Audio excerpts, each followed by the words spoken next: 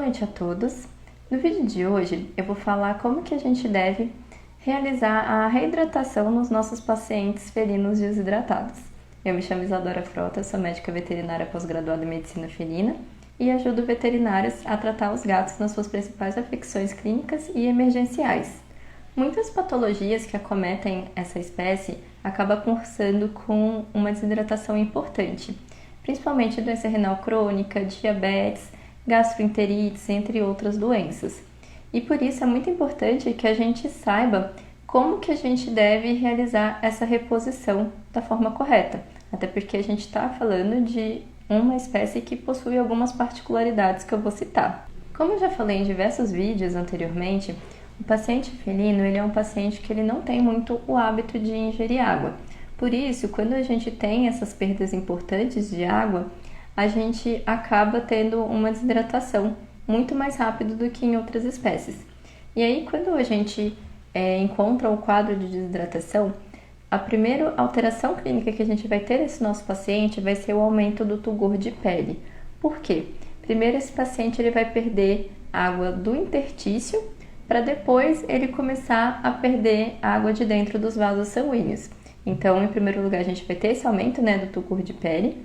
Em seguida, a gente pode ter a diminuição do tempo de preenchimento capilar, E podemos também ter a diminuição aí da pressão arterial, dependendo do nível de desidratação, quando, nesses casos, já está perdendo ali líquido de dentro do vaso sanguíneo.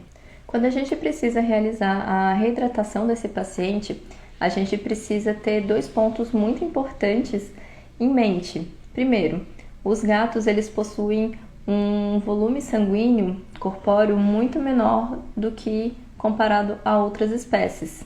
Então, por isso, quando a gente realiza a reidratação, a gente precisa fazer o cálculo correto para que a gente não introduza fluido em excesso.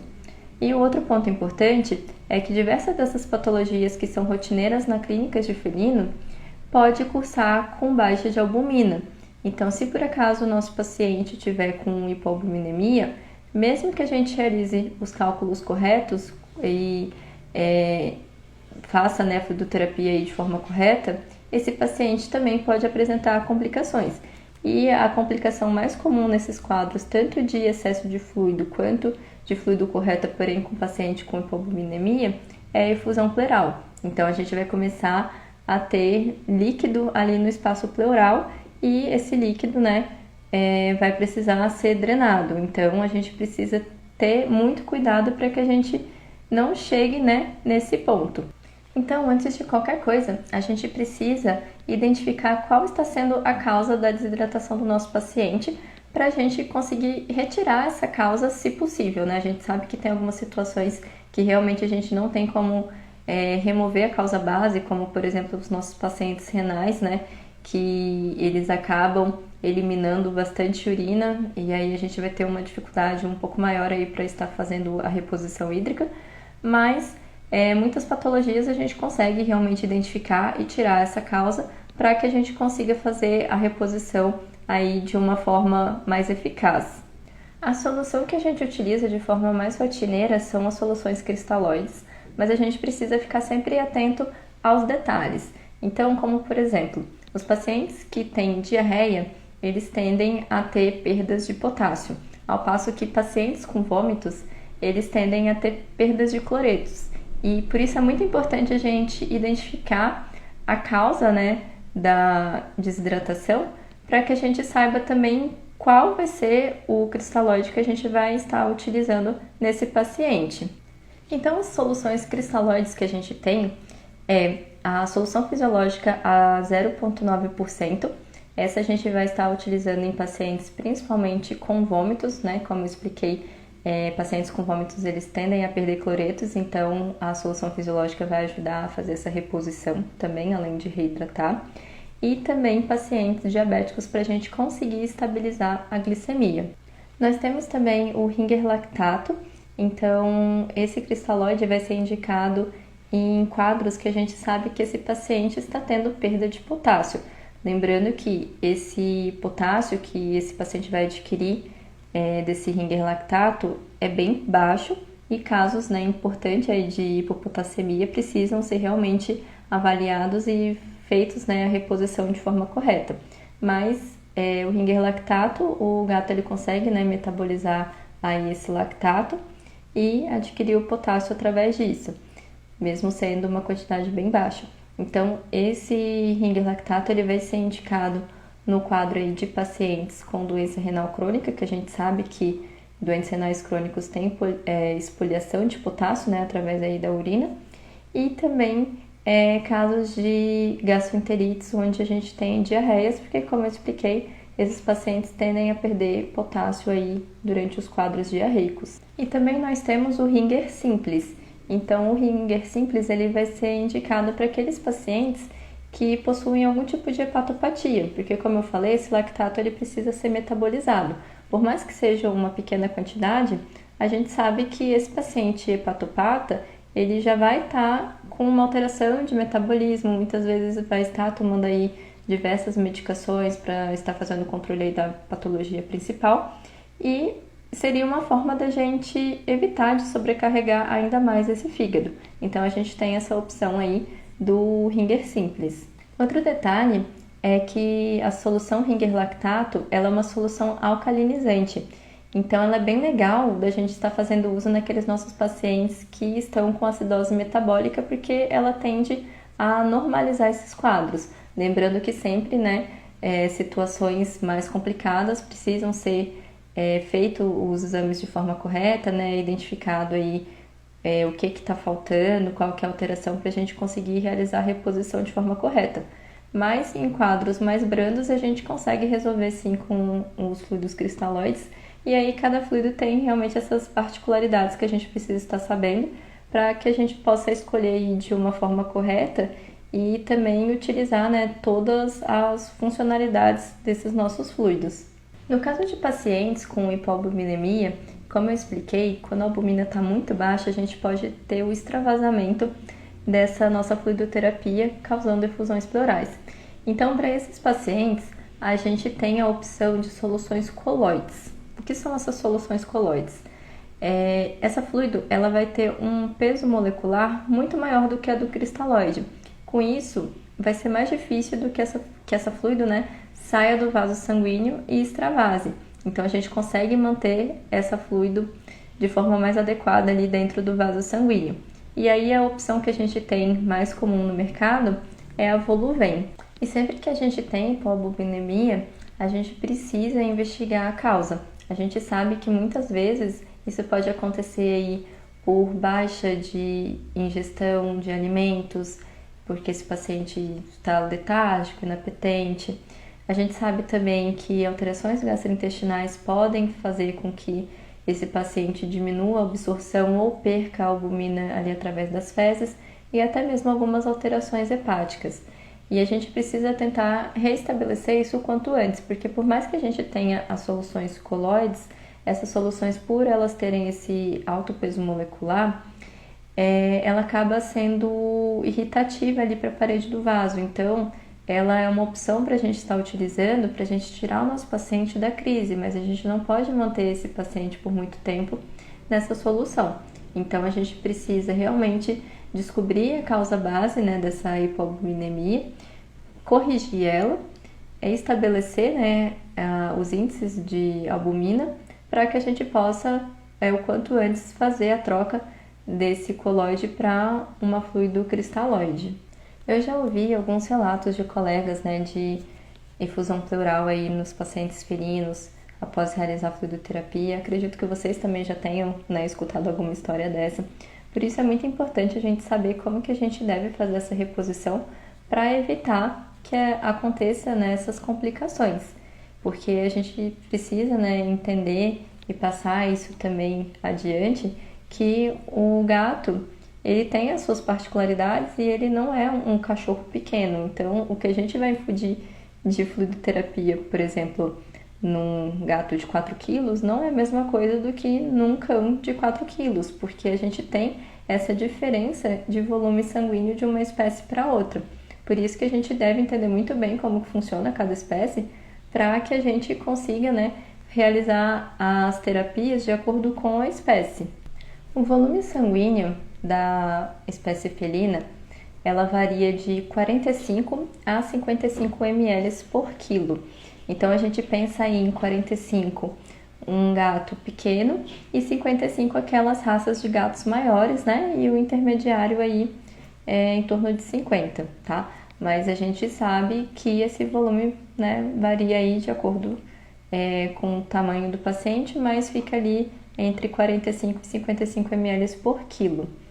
E quando a gente vai realizar a fluidoterapia, o ideal é que a gente não ultrapasse 50% do volume sanguíneo desse paciente quando a gente realiza isso de forma diária, né? Quando a gente vai fazer o cálculo diário que esse paciente precisa repor. O ideal, quando a gente vai realizar a fluidoterapia no nosso paciente, é que a gente utilize a bomba de infusão. Porque a bomba de infusão, a gente vai conseguir colocar exatamente quanto esse nosso paciente precisa ali por hora e a gente vai ter certeza que está sendo infundido só aquilo e que esse volume está sendo realmente infundido, porque a gente sabe que esse paciente, muitas vezes eles dormem, né, com as patinhas dobradinhas e aí para de pingar. Então, com a bomba, isso minimiza, até porque se a bomba não consegue está infundindo de forma correta, ela vai apitar e aí a gente vai conseguir ir lá e corrigir o que está acontecendo para que esse paciente receba a fluidoterapia de forma correta. Mas a gente sabe que tem muitos locais que não possuem bomba de infusão. Então, para esses locais, a gente tem a opção do equipo microgotas, porque enquanto o equipo macrogotas ele tem 20 gotas, né, em 1 ml, o micro vai ter 60. Então, para a gente fazer o cálculo de gotas aí por minuto, vai ser muito mais fácil no micro e até mesmo da gente fazer esse controle da fluidoterapia para evitar com que esse paciente receba a fluido de forma inadequada, né, ou até mesmo ele receba um volume muito grande. Eu fiz um cálculo rápido para eu conseguir mostrar para vocês a diferença entre estar utilizando um equipo macrogotas e um equipo microgotas. E também para mostrar como que a gente faz o cálculo de uma forma segura para fazer a reposição diária desse nosso paciente. Então, o paciente pesando 5 quilos, eu coloquei aqui como se o volume sanguíneo dele fosse de 45 ml por quilo. Então, a gente vai fazer essa multiplicação e aí a gente vai ter um volume sanguíneo de 225 ml do paciente. Então, a gente sabe que a gente não pode ultrapassar, não deve, né, pelo menos ultrapassar 50% do volume sanguíneo desse paciente diariamente. Então, a gente vai dividir esse resultado por 2 e aí a gente vai ter um volume diário de 112 ml. Então, esse vai ser o volume que a gente deve infundir em 24 horas nesse paciente. Então, se esse paciente ele precisa receber 112 ml por dia, a gente vai pegar esse 112 e vai dividir por 24, porque um dia tem 24 horas, então a gente vai passar isso para horas. Aí, fazendo esse cálculo, a gente chega num resultado de 4,66 ml por hora. E aí, se por acaso a gente tem uma bomba de infusão, a gente simplesmente vai pegar esse resultado e vai colocar na bomba de infusão e vai estar resolvido. Mas agora eu vou mostrar para vocês como que a gente vai fazer esse cálculo pensando em um local que não tenha bomba de infusão, que a gente vai ter que utilizar os equipos convencionais. Então, eu fiz o cálculo tanto para o macrogotas quanto para o microgotas para vocês verem a diferença. Então, pensando que esse paciente aí vai receber 4,66 ml por hora, a gente vai dividir esse valor por 60 para a gente chegar no volume por minuto. Então, fazendo esse cálculo, a gente vai chegar num volume de 0,07 ml por minuto. E aí, a gente vai multiplicar esse valor por número de gotas do equipo. Então, o primeiro que eu fiz foi com macrogotas, que são 20 gotas em 1 ml. Então, fazendo essa multiplicação, a gente vai chegar em 1,5 gotas por minuto. Então, assim, é muito difícil da gente, na rotina, conseguir colocar essa gota no caso do equipo macrogotas. Por quê? 1,5 gota por minuto vai dar em torno de 1 gota cada mais ou menos 40 segundos. Então, é muito difícil da gente calcular isso e deixar caindo dessa forma. A gente sabe que tem grande chance de obstruir, né? e esse paciente não receber a fluidoterapia de forma adequada. Agora eu vou mostrar para vocês a diferença da gente colocar esse volume em um equipo microgotas. Como eu falei, o equipo microgotas ele vai ter 60 gotas em 1 ml. Então a gente vai pegar esse volume, né, de 4,66 ml que a gente tinha, né, por hora, vai dividir também por 60 para chegar no volume por minuto. A gente vai chegar naquele mesmo resultado, né, de 0,07 ml por minuto. E aí a gente vai multiplicar esse valor por 60, que são a quantidade de gotas do equipo micro. E aí a gente já vai chegar num resultado de 4,6 gotas, que é um volume bem, né? Volume não, é uma quantidade, né, de gotas bem maior comparado ao do equipo macro. O volume está sendo o mesmo, a diferença é que o micro, as gotinhas são menores, então a gente vai ter mais gotas com o mesmo volume. Então, enquanto no macro a gente teria aí 1,5 gota por minuto, no equipo micro a gente vai ter 4,6 gotas por minuto. Então, com o equipo micro, a gente vai poder fazer um cálculo melhor e até mesmo fazer esse cálculo em 15 segundos, que é o que normalmente a gente faz. Então, a gente vai pegar essas 4,6 gotas e vai dividir por 4 para a gente chegar no número de gotas em 15 segundos. E aí, a gente fazendo esse cálculo, a gente vai ter que fazer, né, mais ou menos 1 gota a cada 13 segundos para a gente chegar ali próximo do resultado que a gente precisa por minuto, tá? Mas a gente conseguindo manter 1 gota a cada 15 segundos, a gente já vai estar bem próximo aí do cálculo que a gente fez. Eu sei que falar sobre cálculo, né, sem demonstrar é um pouco complicado, mas o que a gente precisa mais ter em mente é realmente como que a gente faz esse cálculo do volume sanguíneo do paciente para que a gente não exceda esse valor de 50%. Então, o que a gente tem que ter sempre em mente é esse volume sanguíneo, né, que é de 45 a 55 ml por quilo, e que a gente não pode passar de 50%. Então, o volume que a gente calcular, a gente divide por 2 para saber exatamente quanto que é 50% disso, e com isso a gente já vai ter ali o cálculo de forma mais fácil, né, do volume diário que a gente vai infundir nesse nosso paciente. Bom, pessoal, esse foi o vídeo de hoje. Eu espero que vocês tenham gostado, que eu possa ter tirado algumas dúvidas em relação a como que a gente realiza, né, a fluidoterapia de uma forma mais segura nesses nossos pacientes. Se por acaso vocês tiverem qualquer dúvida, pode entrar em contato comigo pelo Instagram. E se você gostou desse vídeo, curte e compartilhe com seus colegas veterinários que vocês acreditam que também vão gostar de receber esse tipo de informação. E siga nosso canal no YouTube para receber mais vídeos como esse.